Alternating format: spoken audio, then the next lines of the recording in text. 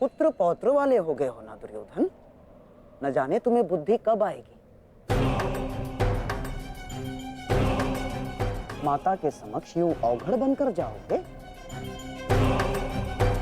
रुको,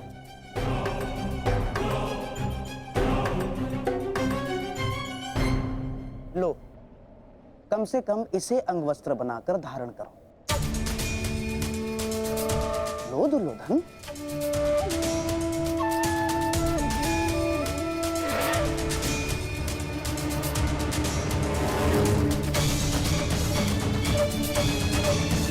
सोच क्या रहे हो दुर्योधन? देखो, मेरी बात मानो, तुम्हारा इस दशा में जाना उचित नहीं होगा। ठीक है मामाश्री।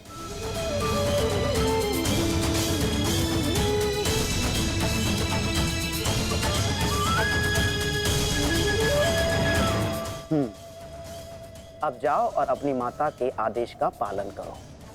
जाओ।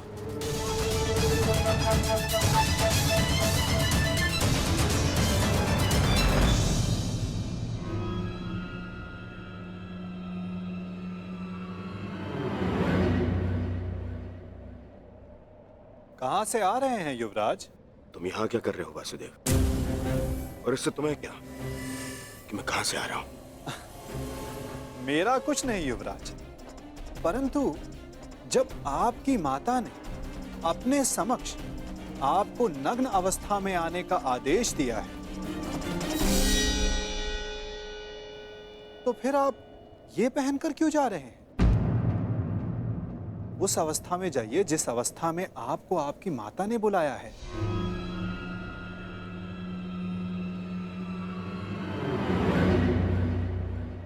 देखिए युवराज, जब माता पिता कोई आदेश दें तो बिना संकोच करे उनके आदेश का पालन करना चाहिए।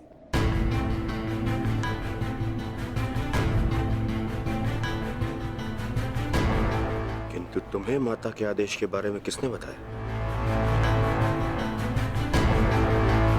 नहीं,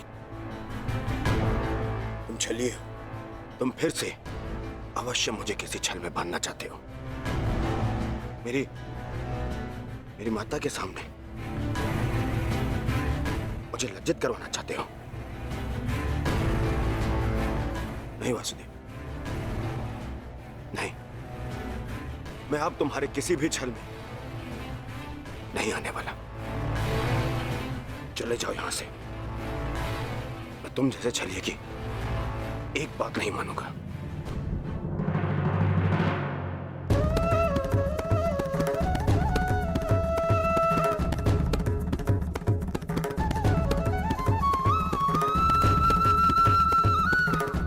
मेरी एक बात नहीं मानना चाहते दुर्योधन, परंतु बात मेरी ही मानिए।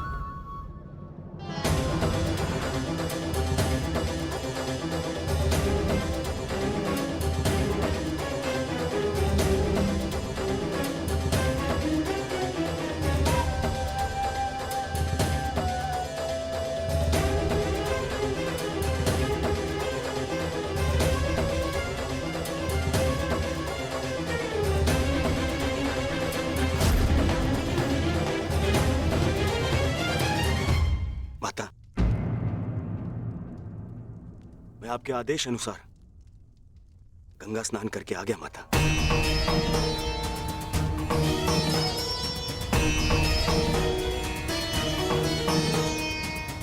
मैंने जैसे कहा था तुमने वैसे ही किया है ना पुत्र? जी माता। तो सज्ज हो जाओ पुत्र।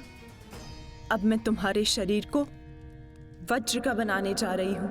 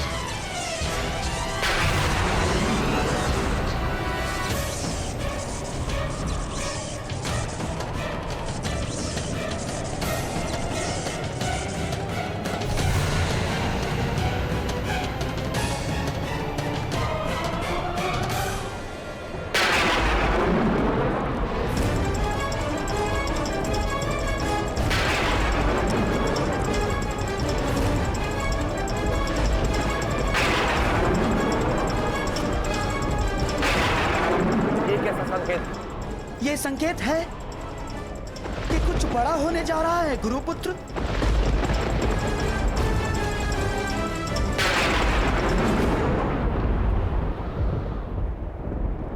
ये सब क्या हो रहा है आर्य? आपके गांडीव से ये स्वर कैसा? ये स्वर गांडीव की प्रत्यंचा का नहीं है पांचाली, मेघ गर्जन का है। परंतु कुछ समय पहले तक आकाश में ऐसा कोई संकेत नहीं था। मुझे भी समझ नहीं आ रहा है। जैसे आकाश में वज्र खड़क रहा हो और प्रतीत होता है कि इंद्रदेव की दृष्टि टेढ़ी हो गई है। नहीं विकोदर, ये संकेत है कि किसी की दृष्टि कई वर्षों के पश्चात किसी पर पड़ी है।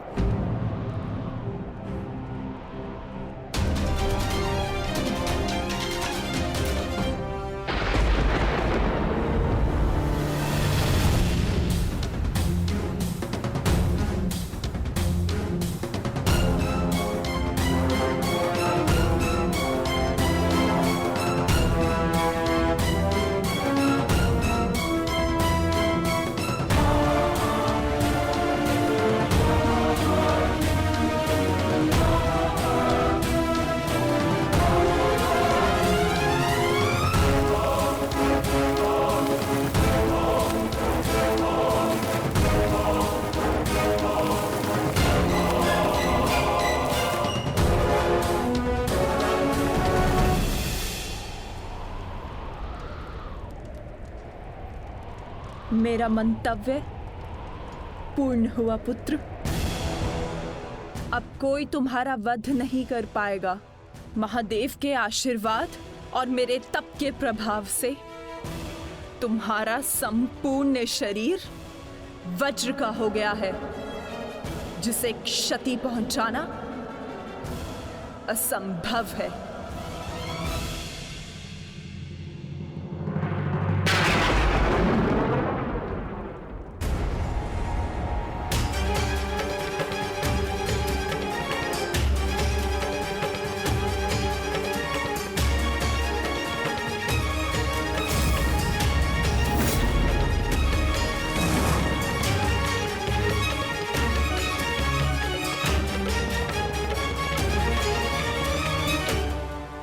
क्या किया दुर्योधन?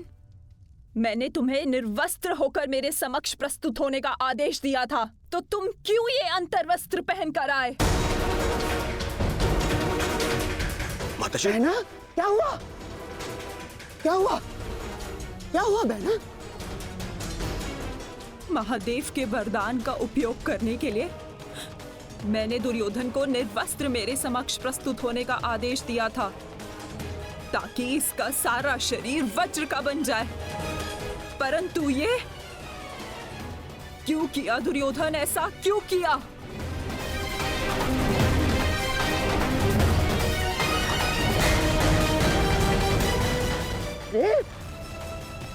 तुम कभी कभी बुद्धि का भी प्रयोग कर लिया करो।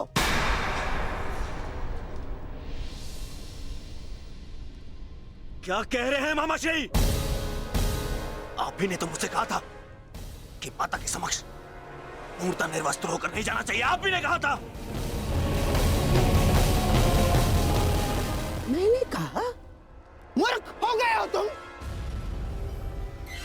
मैं कब मिला तुमसे? और ये सब कुछ मैंने नहीं कहा है तुमसे। नहीं, यदि आप मुझसे नहीं मिले तो वो कौन था?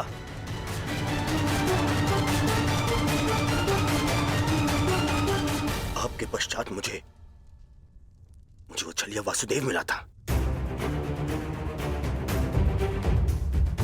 वो छलिया कृष्ण।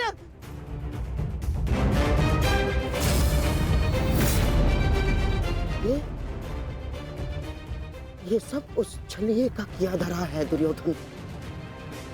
मैं यहाँ से चलकर जाऊंगा, माताश्री का आदेश है। परंतु यहाँ से महल तक का मार्ग बहुत लंबा है प्रभु, आपको कुछ पहनना होगा। परंतु आप इस भांति अर्धनग्न अवस्था में। मेरी माता का आदेश है माता पिता के आदेश का अक्षरशः पालन करना कोई आपसे सीखे युवराज। माता के समक्ष यूं अवघड़ बनकर जाओगे? लो, इसे अंगवस्त्र बनाकर धारण करो। जब आपकी माता ने अपने समक्ष आपको नग्न अवस्था में आने का आदेश दिया है, तो फिर आप ये पहनकर क्यों जा रहे हैं? उस अवस्था में जाइए जिस अवस्था में आपको आपकी माता ने बुलाया है।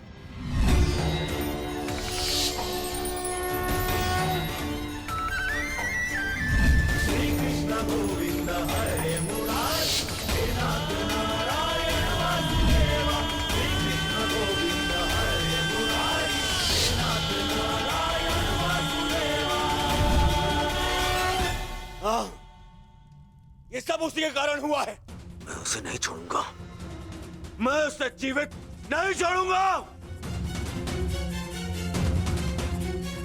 जीवित नहीं छोड़ूंगा मैं उसे।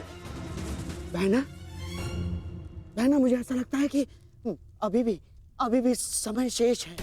एक बार मेरे होने वाले सम्राट को पुनः देख लो। दुर्योधन, उतारो, उतारो तुम्हारे ये अंतर्वस्त्र, उतारो, उतारो। अरे तुम समझ सकते?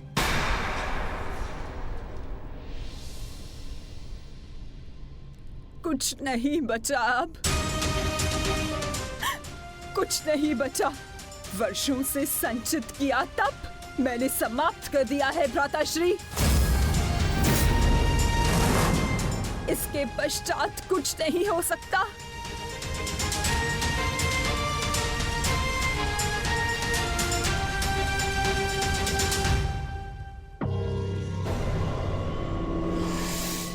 माता,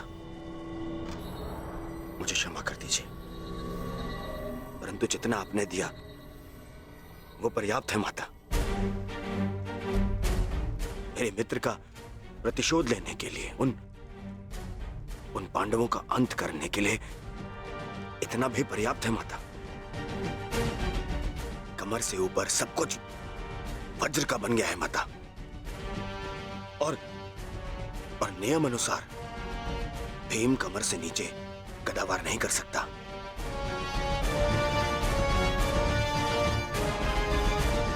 आप चिंता मत कीजिए माता।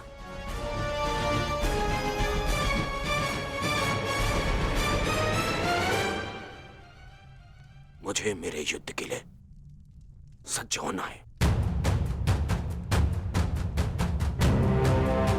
मुझे आज्ञा दीजिए माता।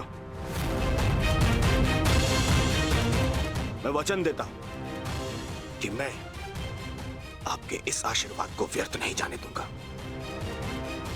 प्रणिपात माता।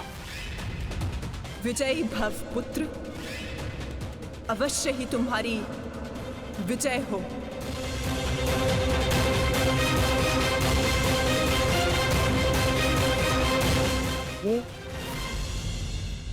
ये सारा खेल उस छलिए कृष्ण का रचा हुआ है बहना।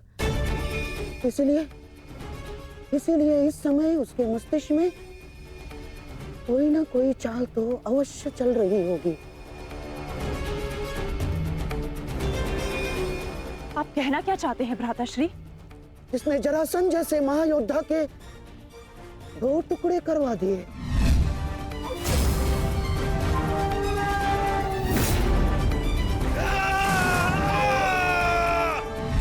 इसने महामहिम भीष्म को उस शिखंडी का सहारा लेकर शरशैया पर लिटवा दिया।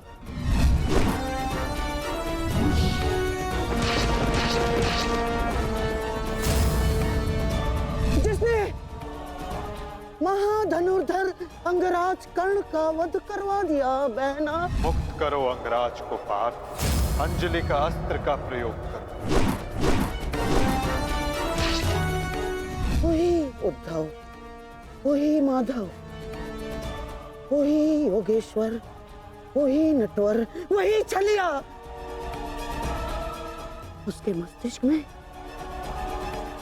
इस समय कोई ना कोई योजना अवश्य चल रही होगी। नहीं, इस बार मैं कृष्ण को कोई छल नहीं करने दूंगी। समय आ गया है। आज के महायुद्ध के लिए सज्ज हो जाओ।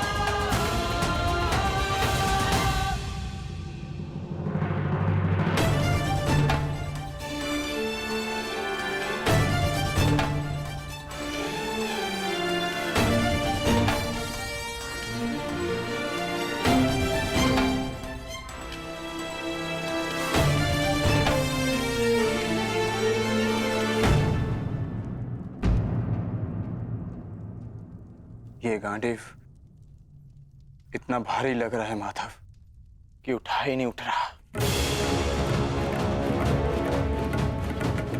हाँ माधव, ज्येष्ठ की मृत्यु के पश्चात शस्त्र भारी हो गए हैं।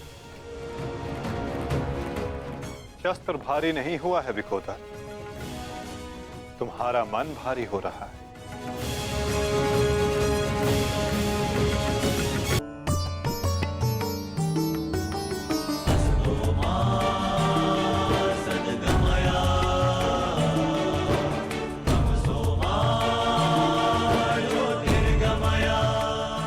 तुम सब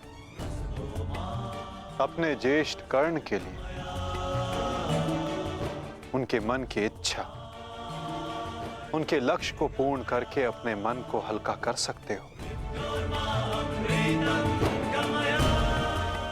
कर्ण के पश्चात अब तुम सबको उसके परिवर्तन के लिए ये युद्ध करना होगा।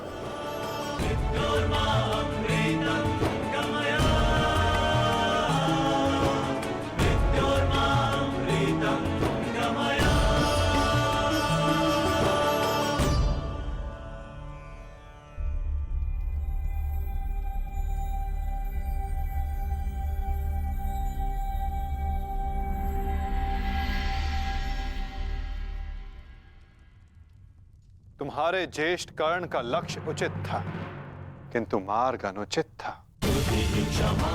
इसलिए वो पूर्ण ना हो सका।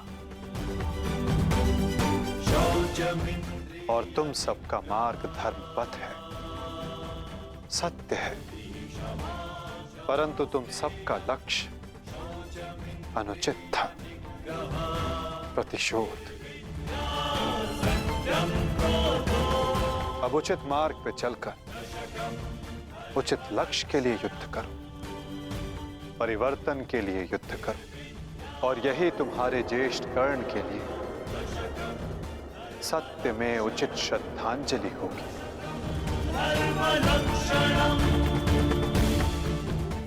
और परिवर्तन तब तक नहीं आ सकेगा जब तक दुर्योधन जीवित है।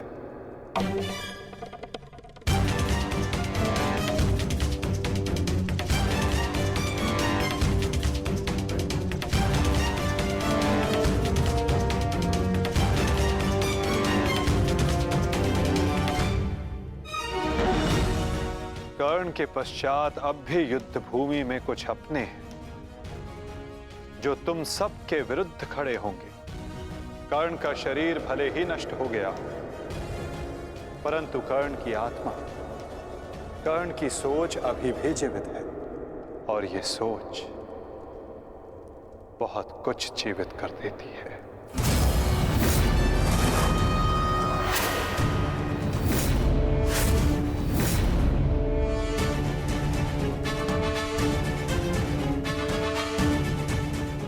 युद्ध का 18वां दिन।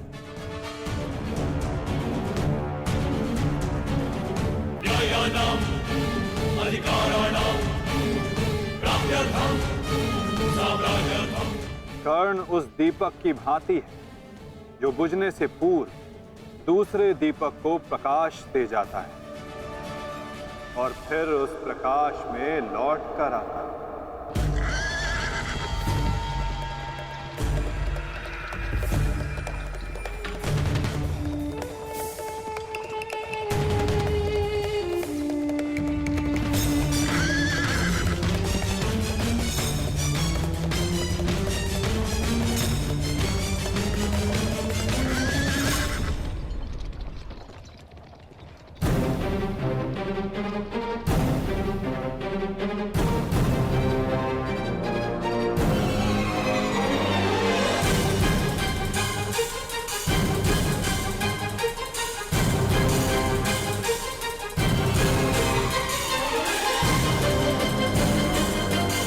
मामाश्री, शैल्य।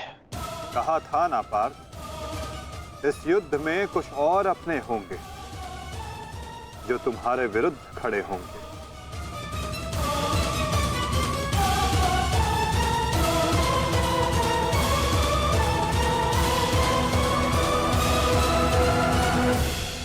मैं जानता हूं मैं अंगराज नहीं बन सकता, परंतु मद्राज की साहस का दर्शन अवश्य होगा।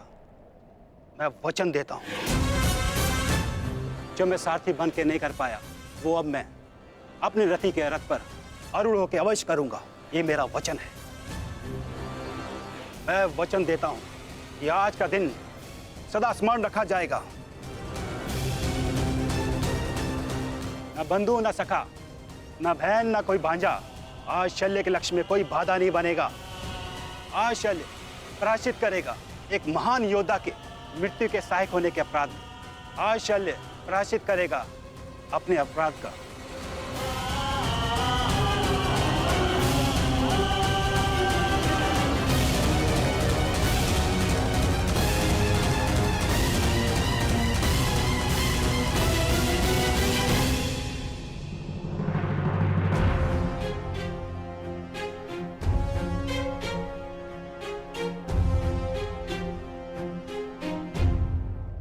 यदि ऐसा है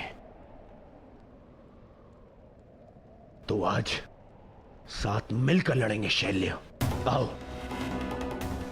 मेरे साथ मिलकर मेरे मित्र का प्रतिशोध लो। सर सेनापति शैल्य। सेनापति शल्य की, सेनापति शल्य की, सेनापति शल्य की।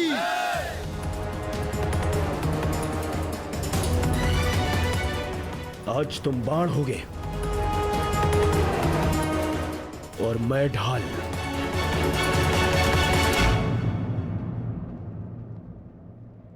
मित्रगण के लिए और ये मेरे पश्चाताप के लिए।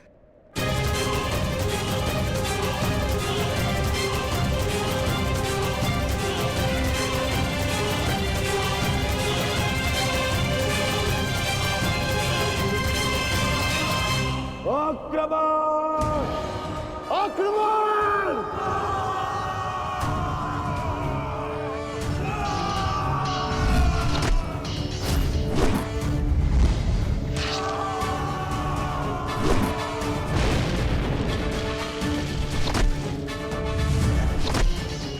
हे महारथी कर्ण के नाम,